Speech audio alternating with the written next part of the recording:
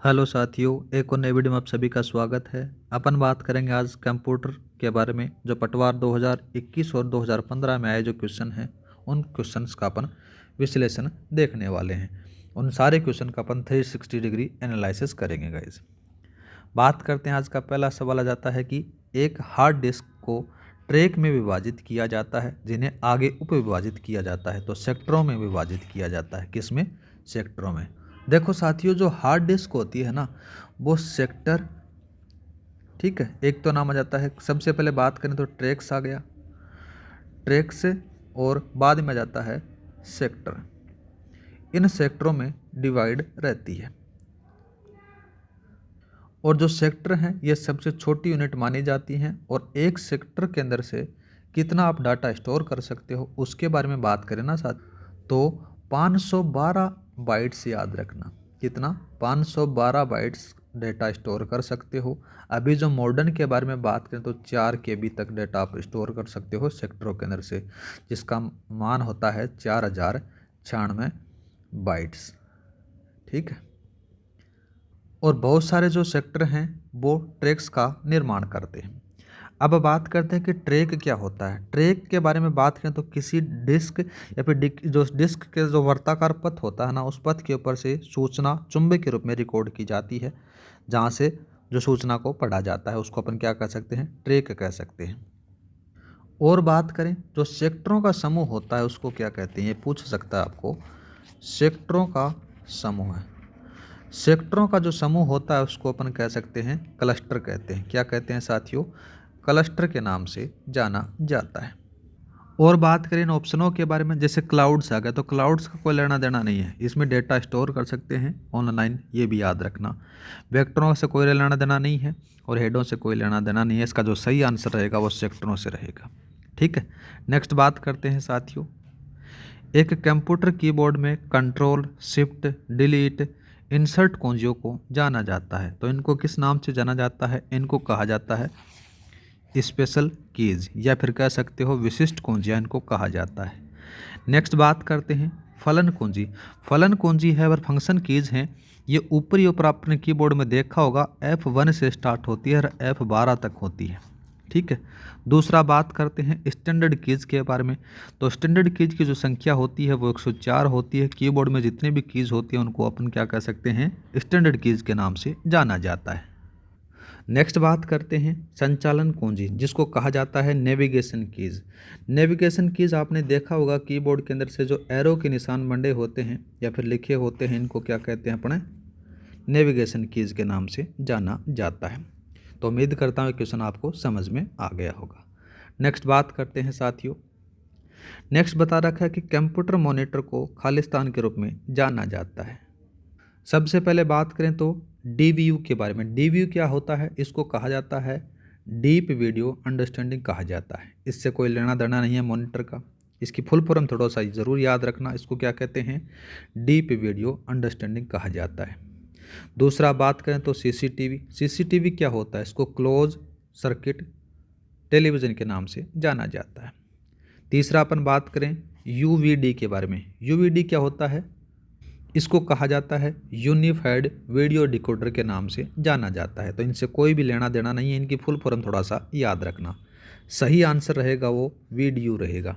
Video की इसकी full form बात करें तो विजुअल डिस्प्ले यूनिट के नाम से जाना जाता है। तो इसका फुल फॉर्म जरूर याद रखना, विजुअल डिस्प्ले यूनिट इसको कहा जाता है। ठीक है साथियों। नेक्स्ट बात करते हैं। नेक्स्ट आ जाता है कि आप फाइलों को खालिस्तान में भंडारण कर व्यवस्थित करते हैं। तो किस में करते हैं? फोल्डरों के रूप में आप रखते हो। नेक्स्ट आ जाता है आर्काइवो। आर्काइवो के अंदर से क्या होता है? जो डेटा है उसको स्टोर किया जाता है और डेटा को लंबे समय के लिए यहाँ पर रखा जाता है। इंडेक्सों के अंदर से बात करें तो इंडेक्सों के अंदर से क्या होता है? जो डेटा होता है उसको पंक्तियों के रूप में रखा जाता है। सूचियों के बारे में बात करते हैं तो सूचियों के अंदर से क्या होता है? जो डेटा आपके पास में लिमिटेड होना चाहिए और एक व्यवस्थित क्रम में जमा होना चाहिए, तो उसको आप क्या कर सकते हो? लिस्टेड के रूप में डेटा को स्टोर कर सकते हो। इसको लिस्टेड बोल सकते हो, ये याद रखना। तो इसका जो सही आंसर रहेगा वो फोल्डरों में आप रख सकते हो। नेक्स्ट बात करते हैं। नेक्स्ट आ जाता है कि MS वर्ड एक उदाहरण है। तो MS वर्ड एक एप्लीकेशन उदाहरण है। ये बात मैंने करवा दी ऑपरेटिंग सिस्टम की जब अपन क्लास पढ़ रहे थे। इसके अंदर से अपन ने देखा था कि सॉफ्टवेयर दो प्रकार के होते हैं। कौन कौन से होते हैं? एक तो होता है एप्लीकेशन। कौन सा होता है? एप्लीकेशन, ठीक है। और दूसरा आ जाता है गाइज, दूसरा कौन सा आएगा? सिस्टम। सिस्टम सॉफ्टवेयर हो जाता है। एप्लीकेशन सॉफ्टवेयर का उदाहरण ये सेम टू सेम मैंने करवाया हुआ है, याद रख लेना, जाकर देख सकते हो, ठीक है। तो इसका जो सही आंसर रहेगा वो एप्लीकेशन सॉफ्टवेयर आ जाता है। इनके ऑप्शनों के बारे में बात करें तो इनपुट डिवाइस तो आपको पता है कि कौन कौन से होते हैं, कीबोर्ड हो गया, माउस हो गया, वगैरह वगैरह, ठीक है। एप्लीकेशन सॉफ्टवेयर इसका सही आंसर आ जाता है। नेक्स्ट बात करें तो प्रोसेसिंग डिवाइस के बारे में बात करें तो एक CPU इसका एग्जाम्पल सीधा सीधा आ जाता है। यहाँ से अपना इनपुट लेगा, यहाँ से अपना प्रोसेस करके आउटपुट के रूप में बाहर निकाल देगा। इसको अपन प्रोसेसिंग डिवाइस के नाम से जान सकते हैं। नेक्स्ट आ जाता है कि ऑपरेटिंग सिस्टम। तो ऑपरेटिंग सिस्टम के बारे में आप डेफिनेशन जानते हो, क्या होता है कि हार्डवेयर का एक्सेस यूज़र को देने के लिए ऑपरेटिंग सिस्टम की नीड होती है, ऑपरेटिंग सिस्टम उसको कहा जाता है। या फिर अपन ये कह सकते हैं कि हार्डवेयर का एक्सेस यूज़र को प्रोवाइड कराने वाली जो चीज़ होती है उसको अपन क्या कह सकते हैं? ऑपरेटिंग सिस्टम के नाम से जान सकते हैं, पर OS कह सकते हैं। पहले वाली क्लास के अंदर से मैंने बताया था। तो उम्मीद करता हूँ कि सवाल समझ में आ गया होगा। नेक्स्ट बात करते हैं कि कौन सा लिनक्स प्राचलन तंत्र है। ये प्राचलन तंत्र है, हिंदी वाले कुछ वर्ड हैं जो आपको याद नहीं रहेंगे, इसलिए मैं आपसे बार बार रिक्वेस्ट कर रहा हूँ साथियों कि कुछ थोड़ा बहुत बाइलिंगुअल पढ़ने की कोशिश करें, जिससे आपको कुछ वर्ड्स हैं वो ज़्यादा याद रहें। ऑपरेटिंग सिस्टम वो आपको जल्दी से याद हो जाता है, लेकिन प्राचलन तंत्र वो आपको याद नहीं होगा। तो इसमें पूछा गया कि लिनक्स ऑपरेटिंग सिस्टम है, तो कैसा जाता है? लिनक्स आता है ओपन सोर्स ऑपरेटिंग सिस्टम आपको देखने को मिल जाता है। नेक्स्ट बात करते हैं इसी के अंदर से तो private operating system. Private operating system क्या होता है? प्राइवेट ऑपरेटिंग सिस्टम वो होता है जिसके अंदर से एक यूज़र एक खुद का काम करता है। जैसे आपके मोबाइल के अंदर से एंड्रॉयड आ गया, वो एक क्या जाता है? एक प्राइवेट ऑपरेटिंग सिस्टम आ गया। जैसे मैक OS आ जाता है, एप्पल iOS आ जाता है, माइक्रोसॉफ्ट विंडोज़ आ जाता है। ये सारे के सारे प्राइवेट ऑपरेटिंग सिस्टम के अंदर से शामिल किए जाते हैं, ठीक है। नेक्स्ट बात करते हैं विंडोज़ प्राचलन तंत्र या फिर विंडोज़ ऑपरेटिंग सिस्टम। ये भी क्या जाता है साथियों? एक आ जाता है, इसके अंदर से प्राइवेट आ जाता है, ठीक है। तो इसका जो सही आंसर रहेगा वो C रहेगा। नेक्स्ट बात करते हैं। नेक्स्ट बताया गया कि निम्न में से किसे एक हार्डवेयर के रूप में नहीं माना जाता। हार्डवेयर और सॉफ्टवेयर के बारे में बात करें तो हार्डवेयर की जो डेफिनेशन होती है कि जिसे अपन फिजिकली रूप से देख सकते हैं, छू सकते हैं, आँखों से देख सकते हैं, और जिसको छू सकते हैं तो अपन उसको क्या कह सकेंगे? हार्डवेयर कहेंगे। सॉफ्टवेयर उसको कह सकते हैं जिस पर अपन काम करते हैं, लेकिन उसको फिजिकली रूप से अपन देख नहीं सकते, ना ही छू सकते हैं, तो उसको अपन क्या कहेंगे? सॉफ्टवेयर कहेंगे। तो CPU को आप देख सकते हो, छू सकते हो, हार्ड डिस्क को भी कर सकते हो, कीबोर्ड को भी कर सकते हो, लेकिन ये प्राचलन तंत्र या फिर बोल सकते हो ऑपरेटिंग सिस्टम है ना, इस पर आप काम कर सकते हो लेकिन इसको छू नहीं सकते हो, तो एक हार्डवेयर नहीं है, सॉफ्टवेयर है। और कैसा सॉफ्टवेयर है? सिस्टम सॉफ्टवेयर है।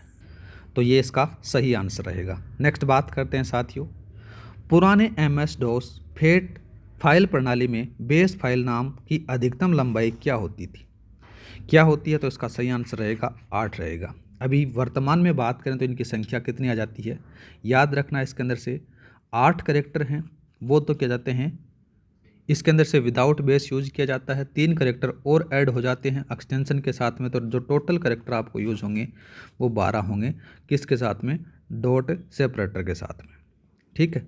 नेक्स्ट बात करते हैं साथियों लेन के बारे में। तो देखो लेन वाला जो टॉपिक है ना, नेटवर्क वाला टॉपिक है, आपके पटवार में नहीं दे रखा, फिर भी एग्जामिनर ने पूछ रखा है, तो थोड़ा बहुत आपको नॉलेज होना चाहिए नेटवर्किंग का। इतना मैं करवा दूंगा, कोई दिक्कत नहीं है। पटवार के अंदर से आपके जो 30 नंबर है ना वो कहीं नहीं जाने वाले, 100% अपन उसके बारे में तैयारी करेंगे। लेन की जो फुल फॉर्म होती है उसको लोकल एरिया नेटवर्क कहा जाता है। नेटवर्क कितने प्रकार से होते हैं, किस प्रकार से बनाए जाते हैं, वो सारे अपन देखेंगे गाइज। आगे बात करते हैं साथियों, नेक्स्ट बात की गई है, नेक्स्ट सवाल आ जाता है कि प्राचलन तंत्र बोल सकते हो या फिर ऑपरेटिंग सिस्टम में बूटिंग का अर्थ होता है। तो बूटिंग क्या होती है? बूटिंग का मतलब होता है कि कंप्यूटर पुनः चालू करना, रीस्टार्टिंग कंप्यूटर, इसका सही आंसर रहेगा। बूटिंग के बारे में बात कर लेते हैं साथियों। बूटिंग होती है ना, ये 2 प्रकार की होती है। कितने प्रकार की होती है? एक का नाम होता है कोल्ड बूटिंग और दूसरे का होता है हॉट बूटिंग। कोल्ड बूटिंग कुछ नहीं होती साथियों, कंप्यूटर को ऑन करना और बंद करना ही क्या कहलाता है? कोल्ड बूटिंग कहलाता है। हॉट बूटिंग के बारे में बात करें तो क्या होती है? जो कंप्यूटर होता है उसको पूरी तरीके से बंद किए बिना चालू करना होता है। हॉट बूटिंग होती है, इसको सॉफ्ट बूटिंग के नाम से भी जान सकते हैं। क्या कहते हैं इसको? सॉफ्ट बूटिंग भी कहते हैं। ठीक है। और बात करें साथियों इसके बारे में, रीस्टार्ट करते हैं कंप्यूटर को, उसको भी अपन क्या कह सकते हैं? हॉट बूटिंग कह सकते हैं। या फिर स्लीप मोड से ऑन करना भी अपन हॉट बूटिंग के अंतर्गत आ जाता है।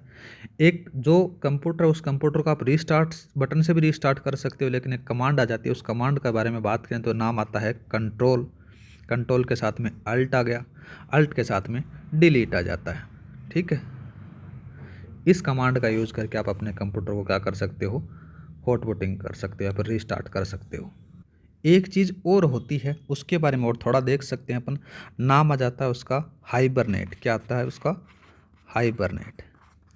हाइबरनेट होता है, क्या होता है वो सारा अपन देखते हैं। हाइबरनेट के अंदर से क्या होता है कि हाइबरनेट मोड में कंप्यूटर को बंद करने से पहले रैम की जो सामग्री है वो हार्ड ड्राइव पर क्या कर जाती है? स्टोर कर दी जाती है।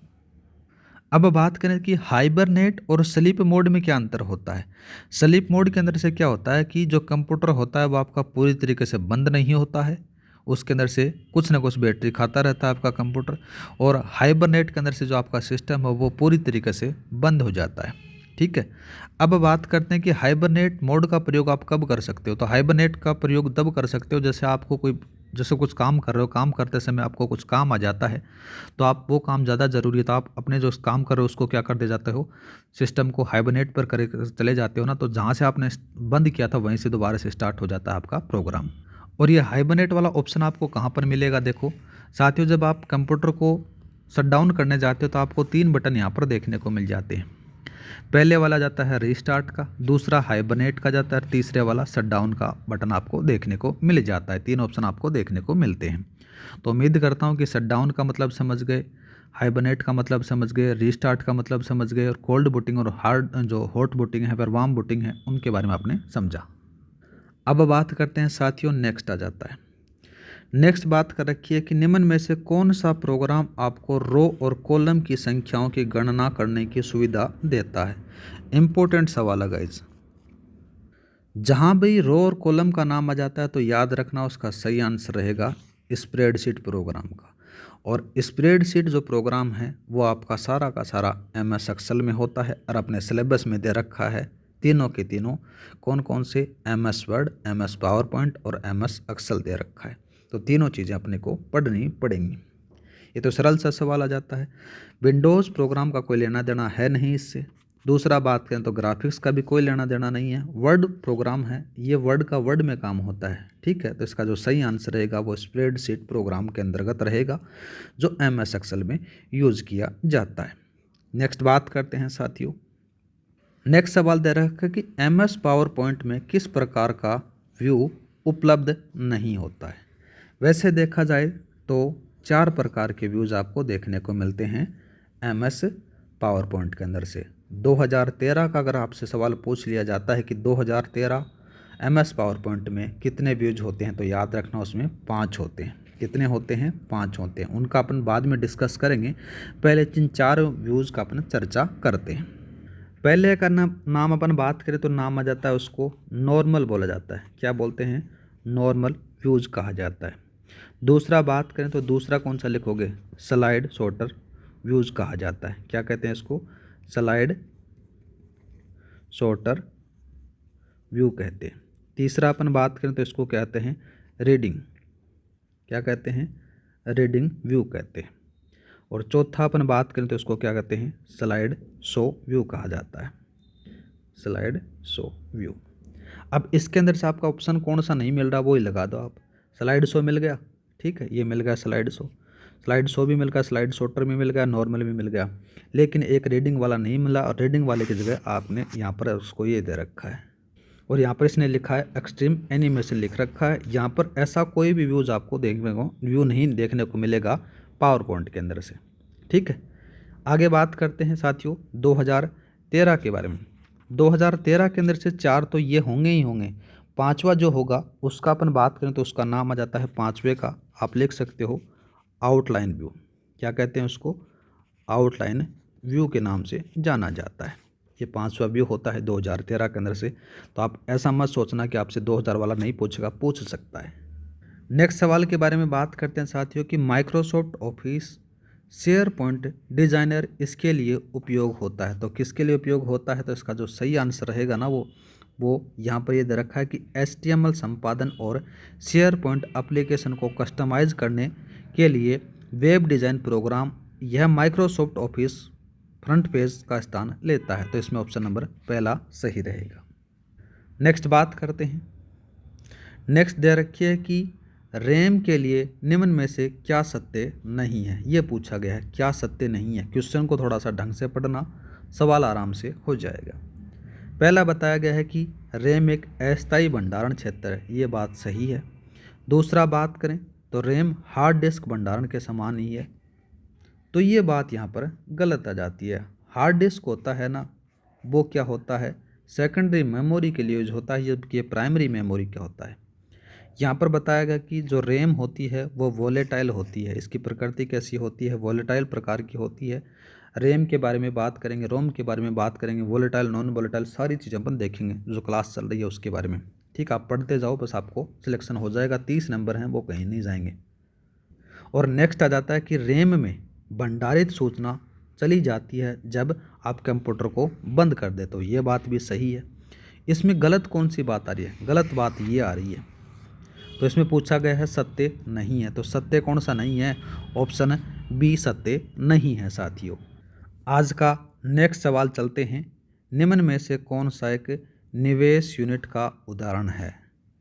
हिंदी में पढ़ा तो ये आया, इंग्लिश में पढ़ा तो समझ में आ गया कि इनपुट डिवाइस पूछ रहा है। इनपुट डिवाइस के बारे में बात करें, देखो गाइज, अपने को क्या होता है, स्कैनर होता है, वो अपने से कमांड लेता है। कमांड लेने वाली जो चीज़ होती है, यूज़र से जो कमांड ली जाती है, वो इनपुट डिवाइस के अंदर शामिल होता है। स्पीकर है जो अपने को क्या गाने सुनाता है, तो ये सीधी सी बात है आउटपुट डिवाइस के रूप में आता है। प्रिंटर के बारे में बात करें तो ये भी अपने को प्रिंट करके देता है, तो ये भी आउटपुट डिवाइस के रूप में जाता है। प्रोजेक्टर होता है, ये भी अपने को क्या करता है, जो भी काम कर रहे हैं उसको अपने स्क्रीन पर दिखाता है, ये भी आउटपुट डिवाइस के रूप में आ जाता है। लेकिन एग्जामिनर ने पूछा है इनपुट डिवाइस, तो इसका जो सही आंसर रहेगा वो स्कैनर रहेगा गाइज। इसी के साथ में अपन ये वाला वीडियो यहीं समाप्त करते हैं। क्लास की PDF फाइल आपको टेलीग्राम पर मिल जाएगी। टेलीग्राम का लिंक डिस्क्रिप्शन में दे रखा है, वहाँ पर जाकर आप ज्वाइन कर सकते हो। क्लास अच्छी लगी हो तो लाइक और सब्सक्राइब करना न भूलें। 2021 और 2015 के कंप्यूटर से संबंधित जितने भी क्वेश्चन आए, उन सारे क्वेश्चन का अपन 360 डिग्री एनालिसिस करेंगे ऐसे ही सेम। ठीक है साथियों, आज के लिए इतना ही। जय हिंद, जय भारत।